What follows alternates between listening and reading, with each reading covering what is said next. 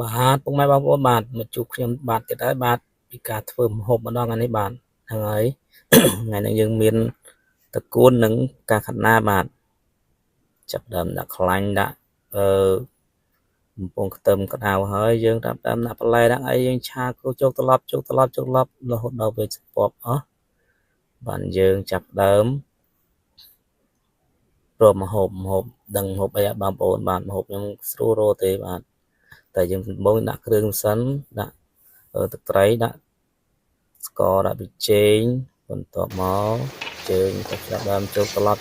គ្រឿងឲ្យសព្វទៀតរួចហើយយើងចាប់ដើមដាក់ម្ហូបយើងបាទម្ហូបយើងចាប់ដើមមានហើយក្នុងចានយើងចាក់លឹបគឺពងទាបាទដាក់ទា3គ្រាប់បាទ3គ្រាប់នេះយើងហូបល្មមហើយម្នាក់ឯងភាសានេះស្រីក៏រវល់ក៏បានធ្វើយើងហូបទេគាត់ទុកឲ្យយើងធ្វើហូបខ្លួនឯងនៅផ្ទះទៅបាទហ្នឹងហើយក៏ឆ្អិនចូលត្រឡប់ឆ្អិនយើងលើកដាក់ចានបាទលើកដាក់ចានពឹប